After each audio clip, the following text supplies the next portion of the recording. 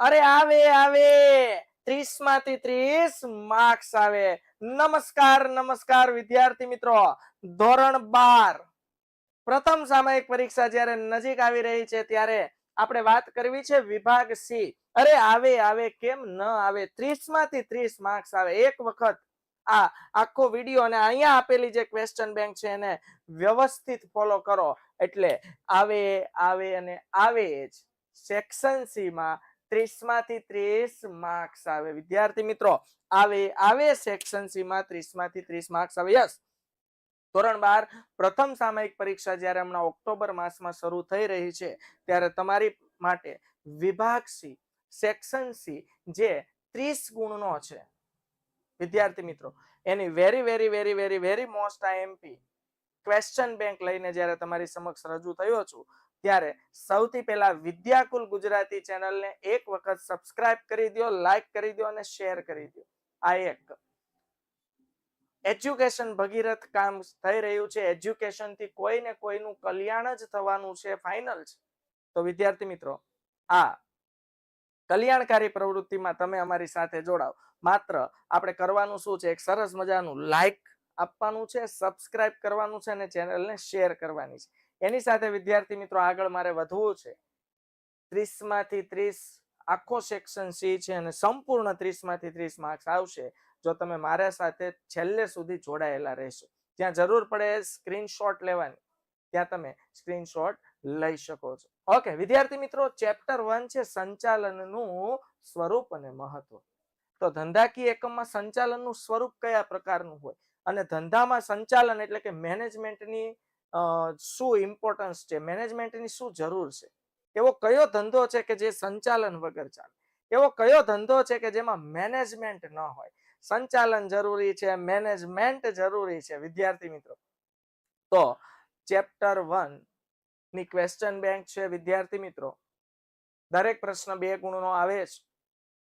તો કર્મચારી વ્યવસ્થાની સમજ આપો. હવે સ્વાભાવિક છે કર્મચારી વ્યવસ્થા આખું એક ચેપ્ટર આવવાનું છે ત્યારે પહેલા ચેપ્ટરમાં સરસ મજાનો પ્રશ્ન પૂછાય કે કર્મચારી વ્યવસ્થાની સમજ આપો.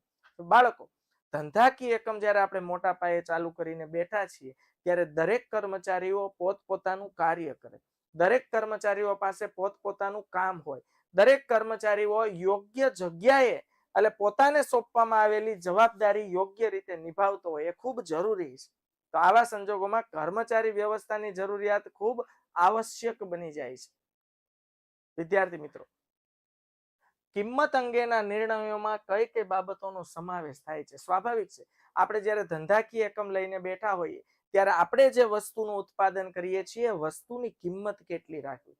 બાળકો, જે વસ્તુનું આપણે ઉત્પાદન કરીએ છીએ એના માટે એક આખું કોસ્ટ અકાઉન્ટ બને છે. કોર્પોરેટ જે કંપનીઓ હોય છે વિદ્યાર્થી મિત્રો, તમે આગળ ભણશો કોમર્સ સેક્શનમાં એટલે સીએ માં કે બીકોમ માં કે કોઈ પણ ફિલ્ડમાં તમે જાઓ એટલે કોસ્ટ અકાઉન્ટ આખો સબ્જેક્ટ આવે છે. એમાં એક સરસ મજાનું ચેપ્ટર આવે છે કોસ્ટ શીટ. કોસ્ટ શીટ એટલે વિદ્યાર્થી મિત્રો એ કોસ્ટ શીટના માધ્યમથી એવું કહી શકાય કે વસ્તુની કિંમત નક્કી કરવામાં આવે છે. તો વિદ્યાર્થી મિત્રો વસ્તુની કિંમત નક્કી કરવામાં કેટલા બધા ફેક્ટર ધ્યાનમાં લેવામાં આવે છે.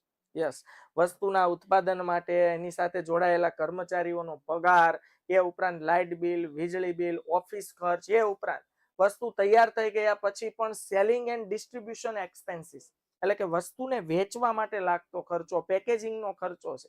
આ તમામ વસ્તુ જ્યારે એડ થાય એટલે વસ્તુની પડતર મળે.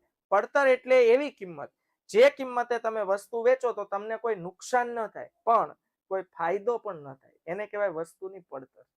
તો વિદ્યાર્થી મિત્રો એક વખત પડતર કિંમત ધંધાકીય એકમ લાવે છે પછી એમાં યોગ્ય નફો ઉમેરવો અને પછી એનું વેચાણ કરવું.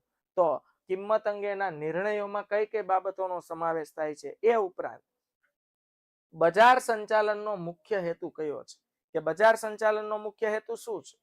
उसके बाद બજાર સંચાલનના મુખ્ય તત્વો કયા છે. આ very most important question bank છે ચેપ્ટર 1 ની. આટલા ક્વેશ્ચન તો તમે આજે ને આજે ક્લિક કરી લ્યો તમારા માઇન્ડમાં. આ બધા ચેપ્ટરના પ્રથમ પરીક્ષાના જે 1 થી 7 ચેપ્ટર છે તમામ ચેપ્ટરના સેક્શન સી ના પ્રશ્નો આમાંથી જ કરો, આમાંથી જ આવશે, આમાંથી જ પૂછાશે અને લખતાની સાથે જ 30 માંથી 30 માર્ક્સનો તમને કોન્ફિડન્સ પ્રાપ્ત થશે. બજાર સંચાલનના મુખ્ય તત્વો કયા છે? તો વિદ્યાર્થી મિત્રો, વિધાન સમજાવો. નિમ્ન સપાટી એ કાર્યકારી સંચાલનની સપાટી છે. સ્વાભાવિક છે, નિમ્ન સપાટી એટલે સંચાલનની 3 સપાટીઓમાંથી સૌથી નીચે એટલે કે તળ સપાટીએ આવતી સંચાલન સપાટી. હવે નિમ્ન સપાટીએ તમામ પ્રકારના જે પ્રોડક્શનના ઉત્પાદનના જે કામ થવાના બધા નિમ્ન સપાટીએ થાય છે. કારણ કે જે ટોચની સપાટી છે જ્યાં સીઈઓ મેનેજમેન્ટ લેવલના વ્યક્તિઓ બિરાજમાન છે ત્યાં તો માત્ર નિર્ણય ઘડતર, હેતુ નિર્ધારણ, ધ્યેય નિર્ધારણ થાય છે. વિભાગીય સપાટીએ મેનેજરોની નિમણૂક થાય છે જે તળ સપાટીએ રહેલા તાબેદારો પાસેથી કામ કઢાવે છે. એટલે તમામ પ્રકારના કાર્યો કાર્યકારી સપાટીએ થાય છે. એટલે એમ કહેવાય કે નિમ્ન સપાટી એ કાર્યકારી સંચાલનની સપાટી છે. પછી વિધાન છે નિમ્ન સપાટી, સોરી એકવાર રિપીટ થઈ ગયું છે પણ આપણે એક પ્રશ્ન ધ્યાનમાં લઈશું. પછી સંચાલનની વિવિધ સપાટીઓના નામ આપી આકૃતિ દોરો. હવે આપણને ખબર છે એક સરસ મજાનું ટ્રાયેંગલ બને છે કે સંચાલનની સપાટીનું ટ્રાયેંગલ છે બાળકો, ઉચ્ચ સપાટી, મધ્ય સપાટી અને તળ સપાટી. તો ઉચ્ચ સપાટીએ કોણ હોય છે? સીઈઓ, મેનેજિંગ ડિરેક્ટર અને સંચાલક. મધ્ય સપાટીએ વિભાગીય અધિકારીઓ અને તળ સપાટીએ તાબેદારો છે, ફોરમેન છે, કર્મચારીઓ છે. તો સરસ મજાની આકૃતિ દોરીને નામકરણ કરીને અંદરની તમામ વિગતો લખીને આકૃતિ દર્શાવવાથી પૂરેપૂરા 2 માર્ક્સ પ્રાપ્ત થાય છે. આગળ જોઈએ વિદ્યાર્થી મિત્રો, ચેપ્ટર નંબર 2, સંચાલનના સિદ્ધાંતો. તો સંચાલનના સિદ્ધાંતોમાં આ 7 પ્રશ્નો છે, વેરી વેરી મોસ્ટ ઇમ્પોર્ટન્ટ છે. પહેલા આવે છે રૂલ ઓફ થંબ કોને કહે છે? તો વિદ્યાર્થી મિત્રો, રૂલ ઓફ થંબ એટલે સંચાલન જ્યારે આધુનિક આવ્યું એ પહેલા રૂલ ઓફ થંબ નો નિયમ અપ્લાય થતો હતો કે ઉપરી કક્ષાએ બિરાજમાન જે અધિકારીઓ છે, જે સીઈઓ છે, જે મેનેજમેન્ટ કક્ષાના વ્યક્તિઓ છે, એ પોતે જે પ્રકારનું કામ ઈચ્છે છે એવો કર્મચારીઓ પાસેથી જડ આગ્રહ રાખે છે. આને કહેવાય રૂલ ઓફ થંબ. વિદ્યાર્થી મિત્રો, પ્રથમ સામયિક પરીક્ષામાં બીએ ના જે 7 ચેપ્ટર આવશે. ઓકે, તો વિદ્યાર્થી મિત્રો, સંચાલનના સિદ્ધાંતો પરિવર્તનશીલ છે, સમજાવો.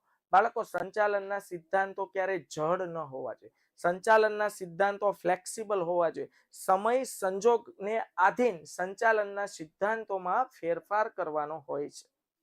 ટેલરની ભિન્ન વેતન દરની પદ્ધતિ વિશે સમજાવો.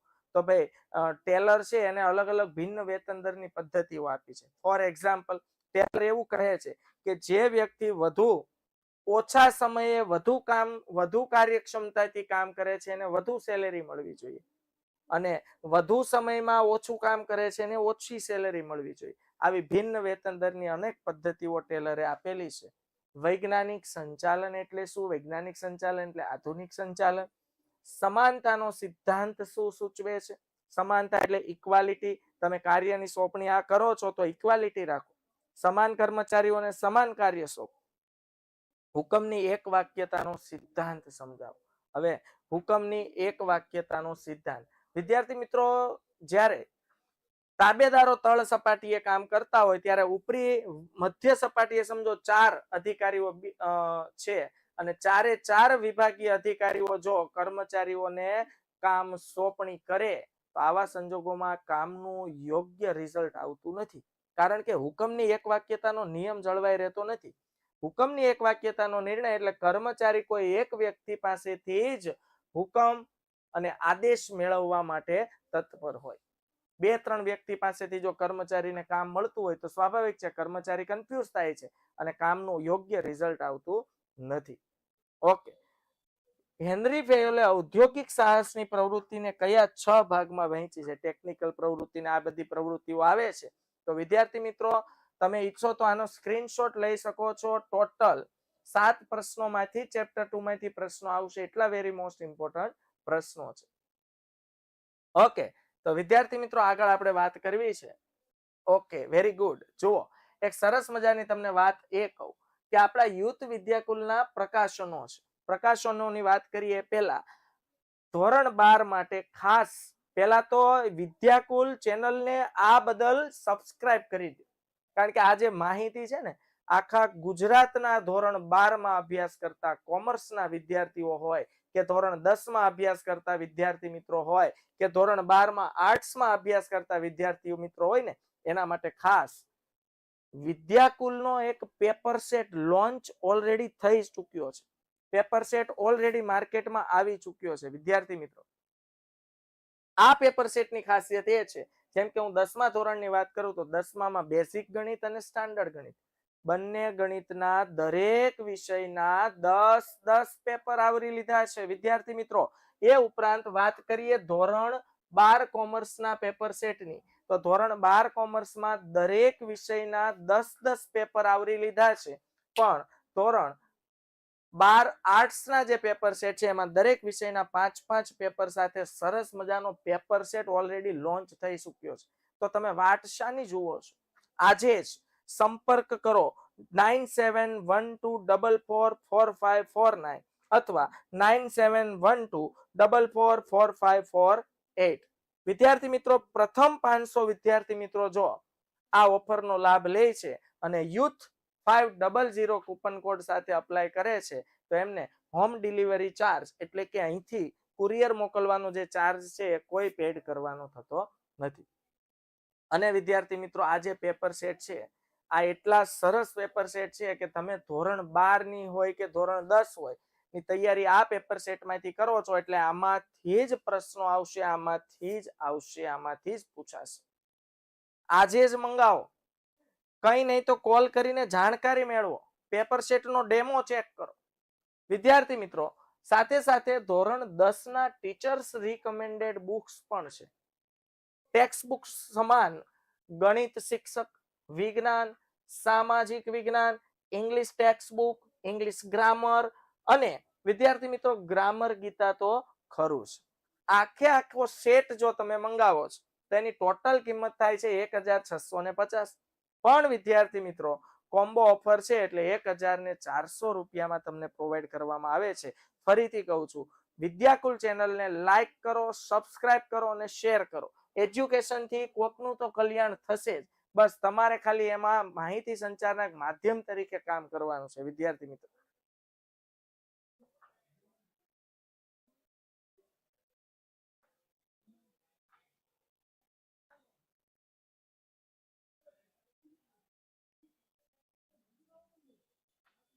તો હવે જોઈએ વિદ્યાર્થી મિત્રો, ચેપ્ટર 3 આયોજન.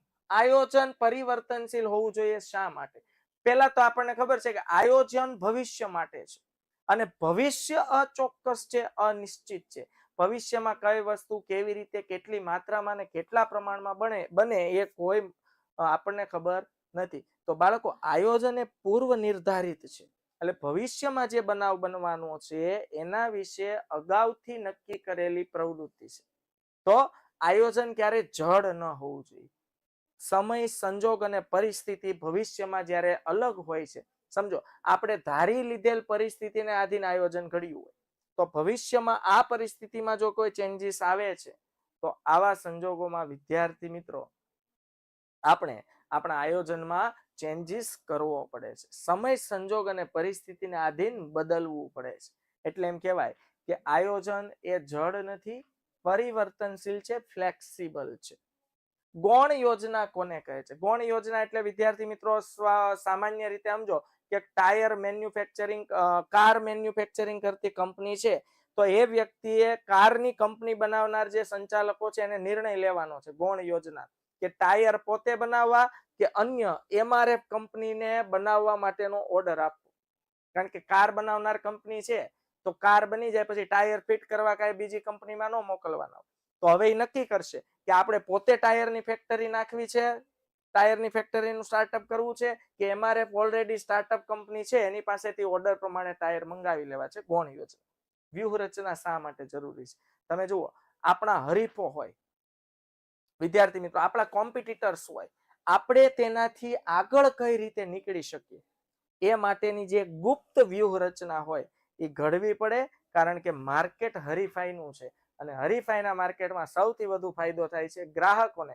આવા સંજોગોમાં પણ એક એઝ અ ધંધાદારી તરીકે જો આપણે ફાયદો કાઢવો હોય તો વ્યૂહરચના ઘડીને આગળ વધવું પડે છે. હેતુ નિર્ધારણ એટલે શું?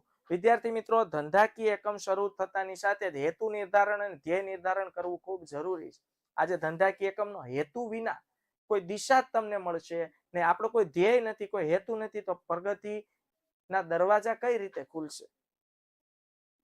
આગળ વાત કરીએ તો ચેપ્ટર નંબર 4, વ્યવસ્થા તંત્ર. વ્યવસ્થા તંત્ર એકમનું શરીર છે અને આયોજન તેનું મગજ છે. સમજાવો. યસ, વ્યવસ્થા તંત્ર બાળકો આખા આપણું જે શરીર છે, શરીરના વિવિધ અંગો છે, હાથ, પગ, નાક, કાન, વ્યવસ્થા તંત્ર. અને આયોજન છે ને મગજથી લેવાતી પ્રવૃત્તિ છે. આયોજન એનું મગજ છે. વિધાન સમજાવવાનું છે.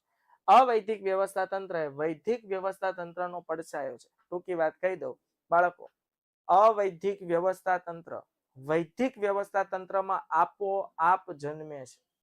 એટલે વૈધિક વ્યવસ્થા તંત્ર હોય ત્યાં કર્મચારીઓ વચ્ચે કુદરતી રીતે, નેચરલી રીતે અવૈધિક વ્યવસ્થા તંત્રનો ઉદ્ભવ થાય જ છે, જેને આપણે રોકી શકતા નથી. એટલે એમ કહેવાય કે અવૈધિક વ્યવસ્થા તંત્ર એ વૈધિક વ્યવસ્થા તંત્રનો પડછાયો છે. એટલે કે જ્યાં જ્યાં વૈધિક વ્યવસ્થા તંત્ર જશે ત્યાં સાથે સાથે અવૈધિક વ્યવસ્થા તંત્ર હશે જ. વિકેન્દ્રીકરણ ક્યારે શક્ય બને છે? વિદ્યાર્થી મિત્રો, જ્યારે આપણે વિશિષ્ટીકરણનો લાભ લેવો હોય, પછી એ વસ્તુ હોય કે કર્મચારીઓની કાર્યક્ષમતા હોય, કર્મચારીઓની કાર્યક્ષમતા અને વસ્તુની ગુણવત્તામાં જ્યારે વિશિષ્ટીકરણનો લાભ લેવો હોય ત્યારે વિકેન્દ્રીકરણ ખૂબ શક્ય બને છે. આજે ટૂંકી ઇન્ફોર્મેશન આપું છું, એ પણ તમારા માટે કી ફેક્ટર સમાન સાબિત થશે. વિદ્યાર્થી મિત્રો, ફરીથી કહું છું, વિદ્યાકુલ ચેનલને લાઈક કરો, સબસ્ક્રાઇબ કરો અને એજ્યુકેશન આખા ગુજરાત સુધી પહોંચાડવાના ભગીરથમાં તમારો યોગદાન આપો. શ્રેણિક વ્યવસ્થા તંત્રની મર્યાદા શું છે? વિદ્યાર્થી મિત્રો, શ્રેણિક વ્યવસ્થા તંત્રમાં ટેકનિકલ વિભાગીય અધિકારી અને વિભાગીય અધિકારીઓનું કોમ્બિનેશન હોય છે. બીજું, શ્રેણિક વ્યવસ્થા તંત્ર ખર્ચાળ છે. હવે જે ટેકનિકલ અધિકારીની નિમણૂક થઈ છે અન્ય વિભાગમાં કામ કરી શકતો નથી, કારણ કે એના પાસે પોતે વિશિષ્ટ જ્ઞાન ધરાવે છે, પણ જે તે ફિલ્ડનું. આ એની મર્યાદાઓ છે. વ્યવસ્થા તંત્રના પ્રકાર આપણને ખબર છે કે વિભાગીય વ્યવસ્થા તંત્ર જેને કહેવાય રૈખિક એટલે કે લશ્કરી વ્યવસ્થા તંત્ર, કાર્યાનુસાર વ્યવસ્થા તંત્ર, શ્રેણિક વ્યવસ્થા તંત્ર, વૈધિક વ્યવસ્થા તંત્ર અને અવૈધિક વ્યવસ્થા તંત્ર. 2 માર્ક્સનો પ્રશ્ન છે એટલે માત્ર નામ જણાવવાના છે.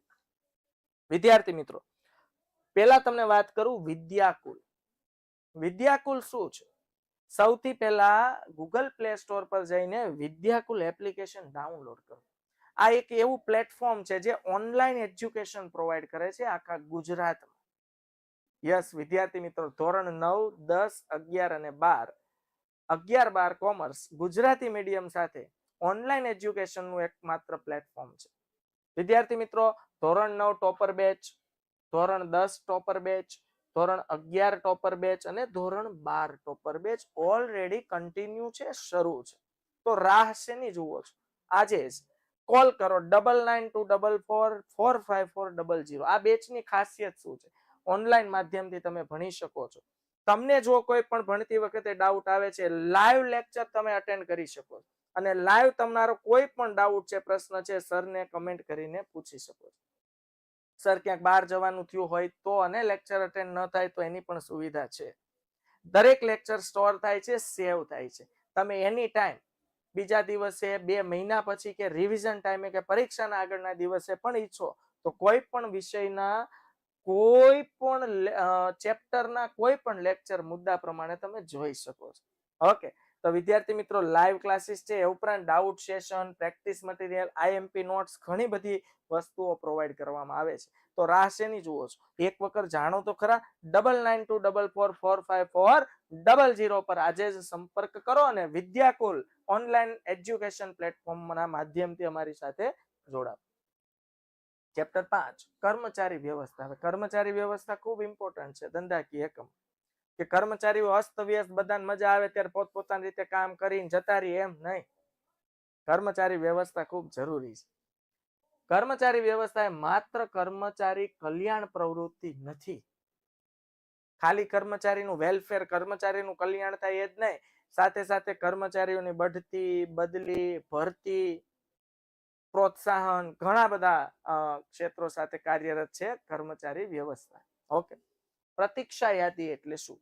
તો સ્વાભાવિક છે કે જ્યારે એક સાથે આપણે કર્મચારીઓની ભરતી કરીએ છીએ ત્યારે જે આપણે રિઝ્યુમ મળેલા છે, જે કર્મચારીઓની ભરતીના લેટર મળેલા છે, આમાં દરેક કર્મચારીઓની નિમણૂક નથી થઈ શકતી. ત્યારે અમુક કર્મચારીઓ જેની નિમણૂક નથી થઈ, જે કન્ફર્મ નથી થયા, એને આપણે વેઇટિંગ લિસ્ટમાં રાખીએ છીએ. In short, waiting list. ભરતી એટલે શું? વિકાસ એટલે શું? બૌદ્ધિક કસોટી અને અભિરુચિ કસોટી દ્વારા શું જાણી શકાય? અને તાલીમનો અર્થ આપો. તો વિદ્યાર્થી મિત્રો, ચેપ્ટર 5 ના IMP screenshot, take a screenshot. Okay, આગળ વધીએ વિદ્યાર્થી મિત્રો. Chapter number 6, દોરવણી. દોરવણી ક્યાં જરૂરી નથી? દોરવણી એટલે એક પ્રકારનું માર્ગદર્શન આપવું કર્મચારીઓને, એના પર સતત દેખરેખ રાખીને એને આગળ વધારવા. અભિપ્રેરણથી મજૂર ફેરબદલી દરમાં ઘટાડો થાય છે. મજૂર ફેરબદલી દર એટલે લેબર ટર્નઓવર રેટ, એટલે એક જગ્યાએથી કર્મચારીઓ બીજી જગ્યાએ જવાનો જે રેટ છે, એ રેટમાં શું થાય છે? ઘટાડો થાય છે. અભિપ્રેરણ એટલે પ્રોત્સાહન. વિદ્યાર્થી મિત્રો, તો પ્રોત્સાહન પાછા બે પ્રકારના આવે છે, નાણાકીય પ્રોત્સાહન અને બિન નાણાકીય પ્રોત્સાહન. આગળ જોઈએ. નિરીક્ષકનું કાર્ય શિક્ષક જેવું હોય છે. જેમ ક્લાસમાં રહેલા 50 વિદ્યાર્થી પર એક શિક્ષક દેખરેખ રાખે છે, 50 વિદ્યાર્થી કેવી રીતે કામ કરે છે, કેવી રીતે લખે છે, આ દરેક વસ્તુ જોવાની. બાળકો, જે શિક્ષક મિત્રો આ દરેક વસ્તુ જોઈ એમાં વિદ્યાર્થી મિત્રોમાં કઈ રીતે સુધારો આવે, આ જે કામગીરી કરે છે, એવું જ કામગીરી ધંધાકીય એકમમાં નિરીક્ષકનું છે, જે કામ કરતા દરેક કર્મચારીઓ પર દેખરેખ રાખે છે, કામમાં ક્યાંય ભૂલ હોય તો સુધારવા માટેના પ્રયત્નો કરે છે. અનૌપચારિક માહિતી સંચાર ઉદાહરણ સહિત સમજાવો. તો વિદ્યાર્થી મિત્રો, અનૌપચારિક માહિતી સંચાર એટલે અવૈધિક માહિતી સંચાર. અભિપ્રેરણ એટલે શું? એક પ્રકારનું પ્રોત્સાહન. નેતૃત્વ એટલે નેતાગીરી.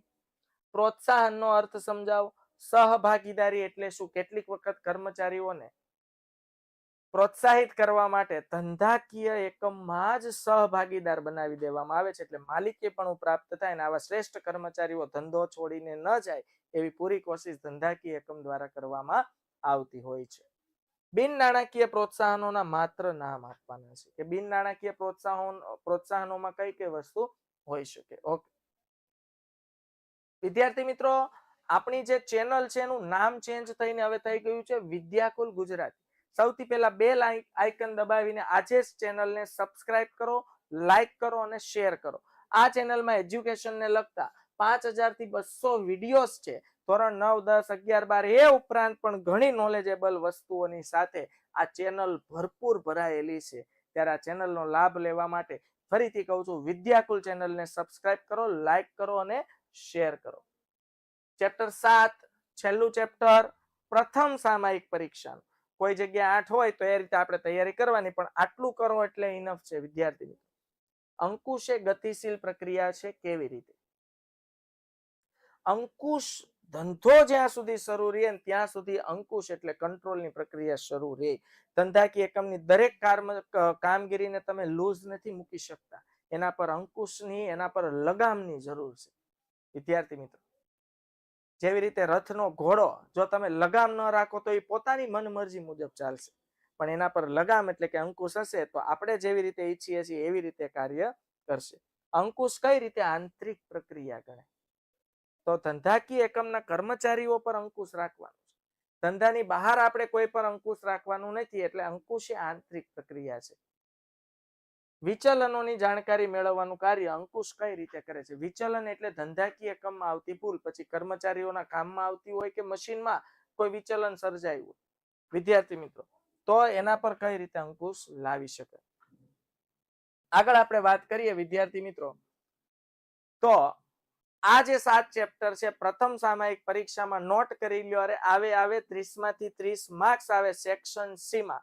તો આવા ને આવા સરસ મજાના ફાયદાકીય વિડીયોઝ જોવા માટે આજે જ વિદ્યાકુલ ગુજરાતી ચેનલને સબસ્ક્રાઇબ કરો, લાઈક કરો અને શેર કરો. ધન્યવાદ, આભાર, જય હિન્દ, ભારત માતા કી જય.